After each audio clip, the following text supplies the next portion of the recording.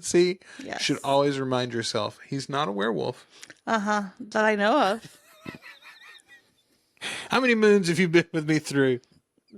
Several. Many.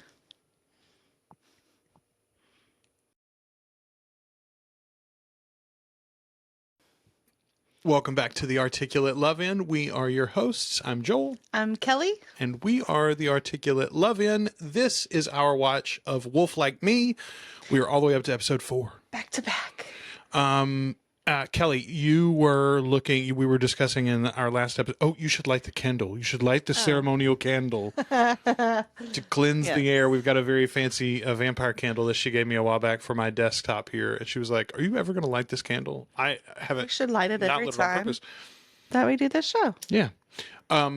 So we were talking about showrunner last time, and you mentioned, you were like, who's the showrunner? What does the showrunner mean? So generally what they mean is the writer in charge of the show. TV often is assigned a showrunner. It's not inherently the person that creates it, because a lot of times somebody will create a show and then they'll leave it and somebody else comes on to be the showrunner later. Like I think about Walking Dead started with Frank Darabont, right? Like Frank Darabont was the head writer for Walking Dead the first 2 seasons. And then they basically ran him out. It didn't go well. They didn't get along with the producers, and he was kind of forced out. And now they've had a bunch of different showrunners since. The current showrunner, or the one that finished the show, I think was there since like season 9 until the end. Anyway. This says, Wolf Like Me is not primarily about feminism, but it does explore themes of vulnerability in the human experience. The show is about a woman named Mary who is human during the day and a werewolf at night, and the secrets and fears that cause her to think of herself as a monster. Interesting. And it was created by who? Abe Forsyth. Which I feel confident saying Abe is a man's name. I don't know that for a fact, though. It occurred to me. I suppose anything can be a woman's name. These are 2 interesting things. This one says, some say the show is about the human journey to accept and love our inner monsters. Others say the show's depiction of women and race could be improved. Interesting. All right. Well, let's see what we think about episode 4. So obviously at the end of episode 3, there was another car accident. Yes. Much less minor this time. It was a fender bender, but it is and the music. Kelly, the thing that it did occur to me, though, you literally, a month ago now? Maybe longer than that, had a little fender bender. Not your fault at all. No. Someone like hit and ran you coming out of a department store. But you had a little breakdown afterwards talking to me about it. Because in our married life, I've never been in the car during an accident. Yes. Yes. But none of them have been my fault, correct? I mean, no, none of them have been your fault. Thank you. Let's see how they handle their fated car accident. Okay. OG, is the universe trying to tell you something? And are you ready to listen? Dad! You hit someone. This is coincidence.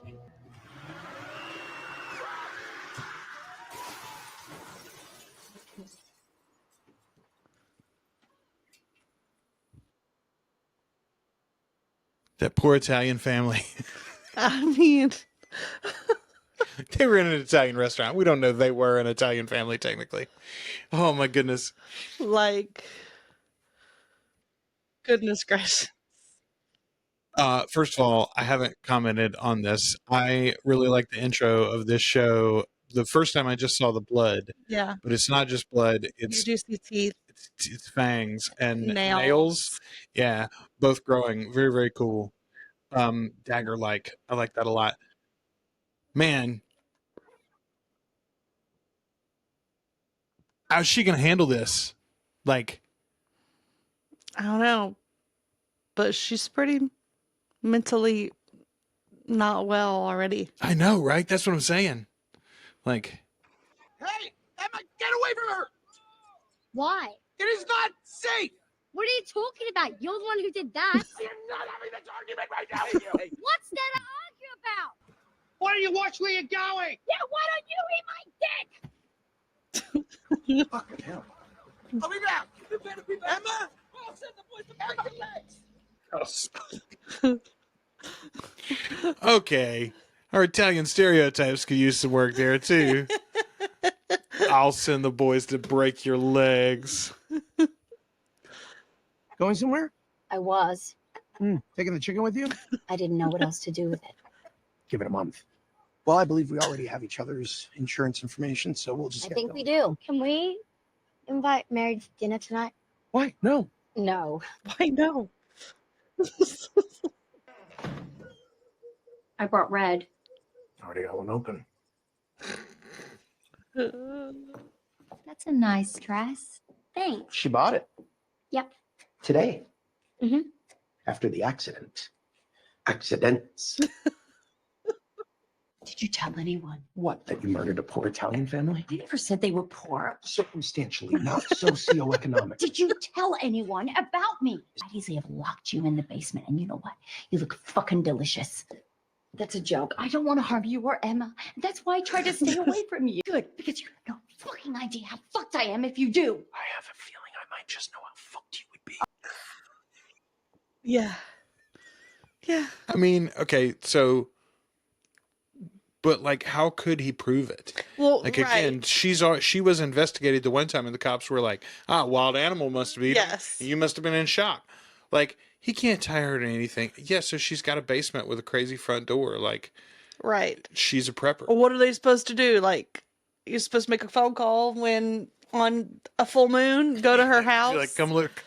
Come look I mean, through. I She's guess got you a could do viewing that. window. Guess you could do that. That's just going to get a cop killed. Like, let's be honest. If it's vegan, most red wines use eggshell. Eggshell? Like from chickens? I don't think that'll be a problem. It's a chicken wine.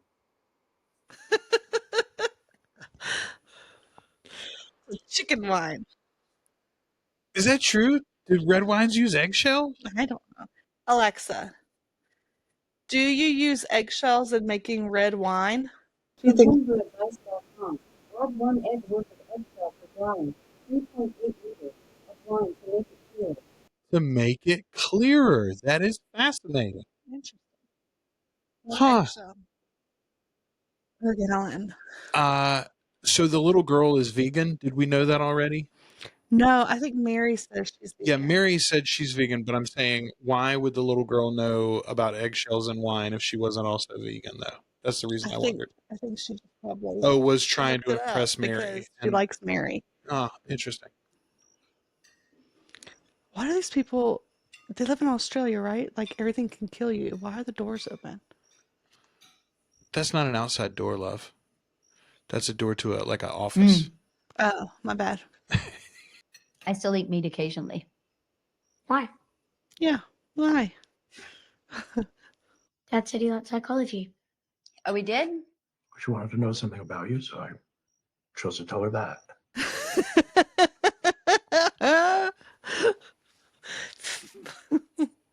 I had a couple of options. Well, I mean, okay, but what is the kid? The kid thinks the dad's making a reference about like how she is in bed. Maybe, like, I mean, I don't know. Maybe that goes over the kid's age at that point.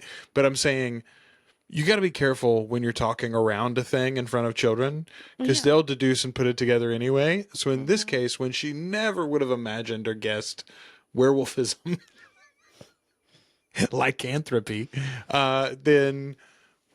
You know, like, where is her head going to go? That's what I would be thinking, honestly, from the outside looking in. I'm like, don't talk around it like that in front of the kid. Do you feel safe? What do you mean? Well, do you feel like, you know, you can trust the person that you're sharing with? Like you won't tell anyone what I'm saying? No. Okay. That, like, listen, I know a lot of people don't like Josh Gad, and I guarantee you it's mostly just because you see too much of him. He's in everything, and he's all around, and very wealthy companies really A seem lot to of like people him. don't like him. I think there's a backlash among folks against Josh Gad. I mean, look, no, I think most people like him, like most people, because he's like a super famous person. But I'm saying I think there is a segment of the population that's like, screw Josh Gad because he's overplayed. That was a great scene for Josh Gad. Like, he was playing a really important thing there, I think, because he is sitting at the table with a monster, but this monster is able to talk to his child in a way that he has never been able to. And he doesn't even understand how she's doing it. And that I'm impressed with him in Yeah. that moment. It's like Josh Gad's a good actor and people don't give him enough credit. Like, do you trust them to be vulnerable in front of them? Like, do you feel like you could talk to them about anything? She doesn't talk to anyone. Dad. You need to feel safe so you can be vulnerable. In the grand scheme of things, I'm not sure if you're the right person to be handing out advice. She's trying to help. We are all trying to help Emma. That's also fair too. Like he's showing up every day, and the girl is giving him nothing. You know, like Yeah. he's doing his best. She's 10, 11. Yeah. Yeah, that's fair.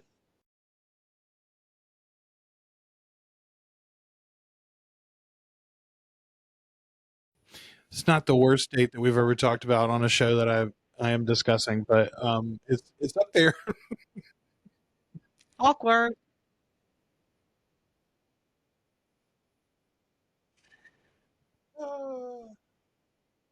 You can come in. But not that other I asshole. just wanted to say goodbye. Do you like talking to your aunt? Yeah. I bet she likes talking to you. I'm gonna leave you now. Nice. It was a really lovely scene, yeah.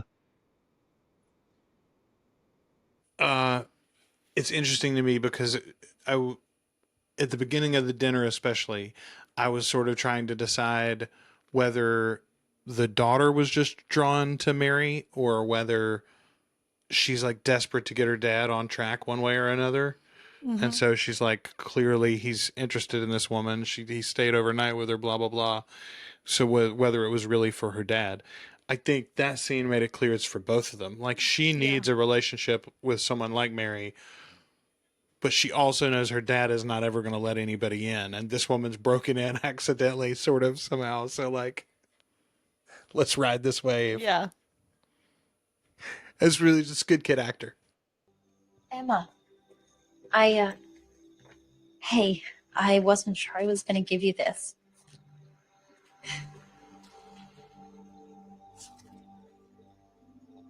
We don't have a CD player. You do in the car? We do? You never used it. Listen to track 4. It's how your dad feels about you. But I felt that there was a real connection between the two of us. And Emma said more to you this evening than she has to anyone in But I watched you eat a live chicken and an entire goat. Nobody's perfect. Nobody's perfect. Put it mildly. All right. When you started dating me, and not only did I have 2 children and an ex-wife, but also I don't eat wet food. Mm-hmm. It was a hurdle, but like would have been a bigger one if I'd eaten an Italian family, right? Yes. Yeah. See? Yes. Should always remind yourself, he's not a werewolf. Uh-huh. That I know of. How many moons have you been with me through? Several. Many.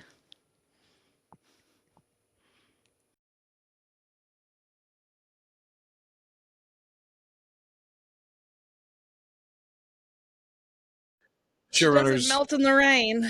No, that's true. The showrunners want to make sure though they're like, hey, you sad moment. Everybody get that? It's very sad here. Cue the rain.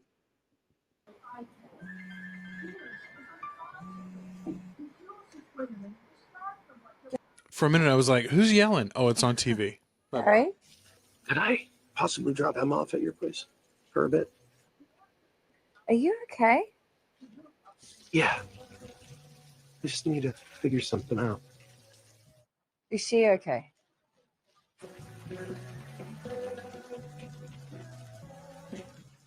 She's been listening to the same song on repeat for the last hour. She's like, are you going to run away again for another 6 months? Something is amiss. I'm just pregnant. About to pop. Listen, But Gabby, sure.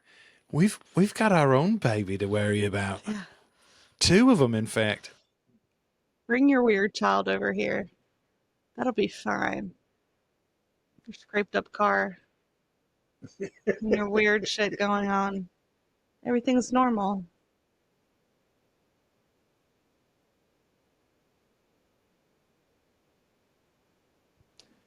They're gonna bone. I'm not perfect either.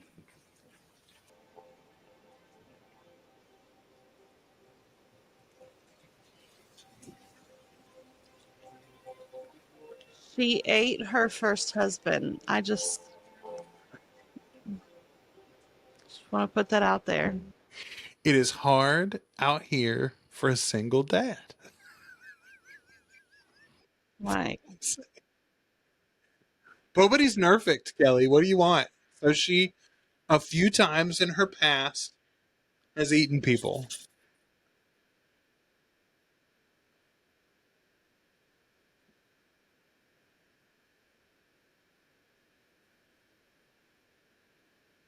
That's really cute. Oh, and it's the same. I got to find out who this band is, who the singer is. This is the same one she mentioned with the deep voice, I think. Don't Talk by Melody Gardot from Currency of the Man album. She said she still had her husband's teddy bear. Yeah, she threw it in the suitcase earlier. He did stay over.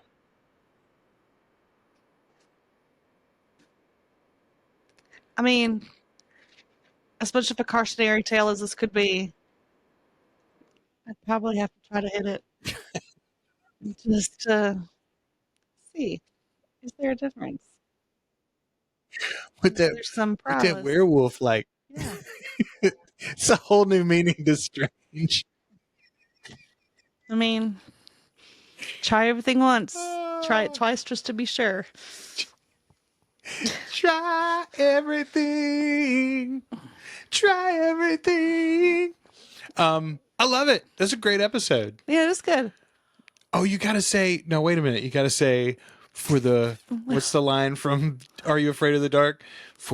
Submitted for the approval of the Midnight Club. Oh, yeah, I wasn't allowed to watch that. I don't know. Werewolf, Wolf Like Me, episode 4. There you go. Thanks, everybody. Listen, if you're watching these on YouTube, don't forget that you can go ahead and get episode 5 already on our Patreon, articulatecoven.com/join. $2 a month or more gets you access to everything we do early and ad-free. Speaking of everything we do, it's not just Kelly and me. My co-host Ashley and I do a show called Articulate Coven. Yes. She and her partner Brat are currently doing new episodes of Flan Again, our Mike Flanagan rewatch podcast, where they're talking about Fall of the House of Usher. And what else? Oh, and we've got just like random YouTube videos too. I dropped Anne Rice versus Salem's Lot recently, and I've got a couple more videos that are about to start about what you missed in season 2 of Interview with the Vampire, going episode by episode. Woo woot. All sorts of Lots fun of stuff. stuff. Yeah. We'll be back soon with more Wolf Like Me. Thanks for watching. I hope you're liking it.